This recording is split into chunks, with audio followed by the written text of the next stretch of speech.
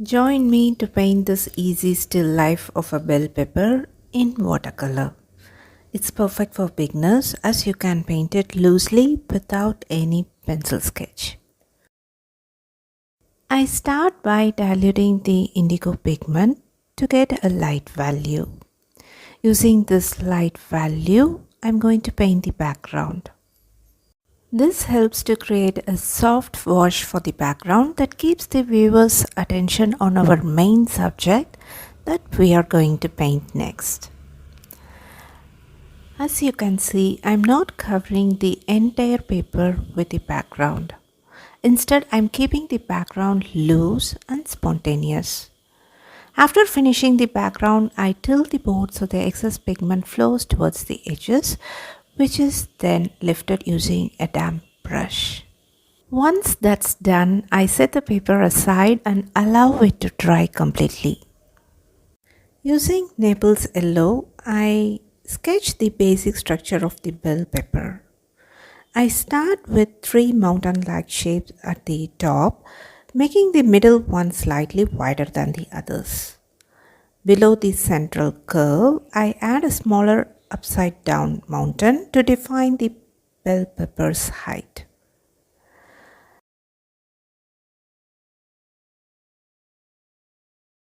Then I connect the top curve to this lower inverted curve, forming the central section of the bell pepper.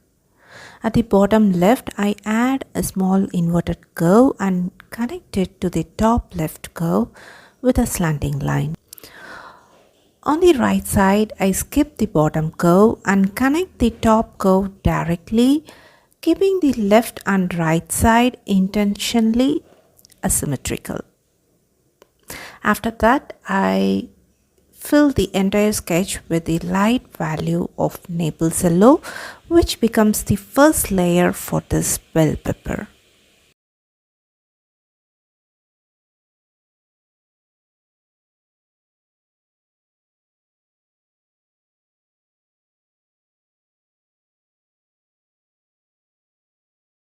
Next, I mix sap green with a small amount of crimson lake to slightly desaturate that green and apply it to the wet area for the second layer.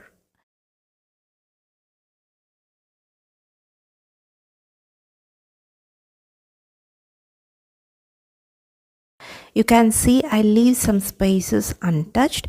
These will be the highlights for the bell pepper. I assume that the light source is on the left, so the left side of the two sections of the bell pepper will carry the main highlight. The right section also has a little highlight cast by the reflection of light from other objects.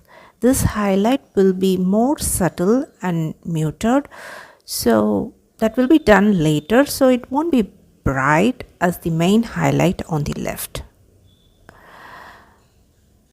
After applying the second layer, next I'm going to apply a medium value of sap green and crimson lake mix. That is, I'm reducing the amount of water in the pigment for this third layer.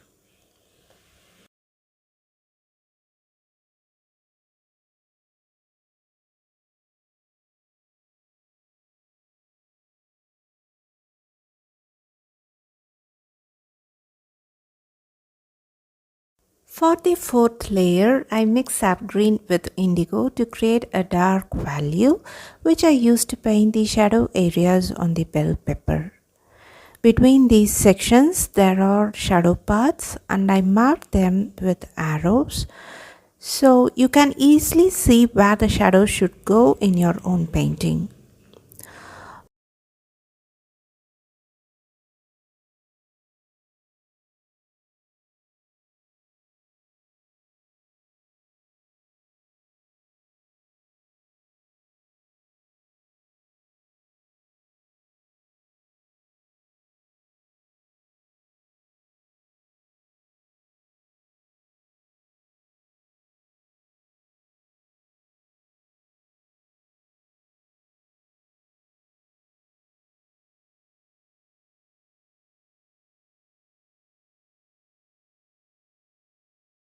On the right side, I slightly mute the highlight as we discussed earlier.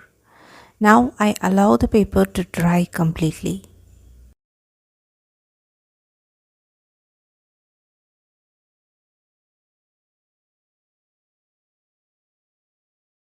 Next, we will paint the stem of the bell pepper using a light value of sap green and crimson lake mix that is on my palette.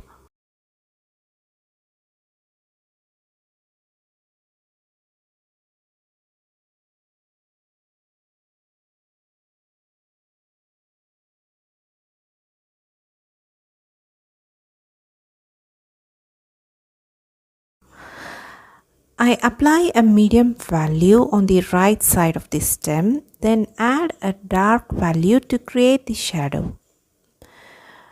I also add a dark value at the cut end of the stem as I pointed out in the video.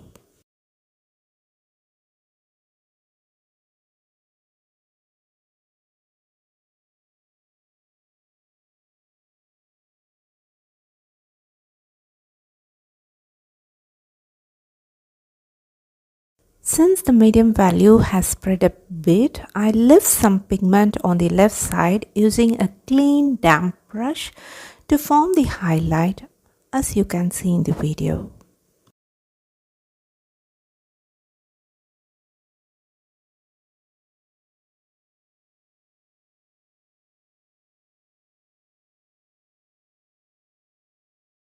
Although most of the back of the bell pepper isn't visible, we will paint the portion that's partially visible from the front view. Between the front lobes, there's a small curve from the back lobe that peeks through the gap, and that's what we are drawing now using medium value of sap green. To add the shadow, I'm using indigo.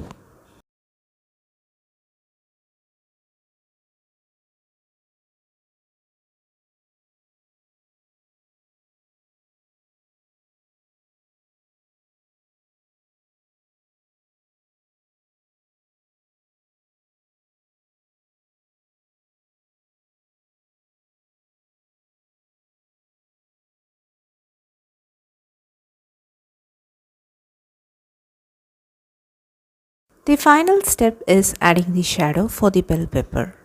I start with a light value of indigo to paint the shadow on the right side, extending it outward.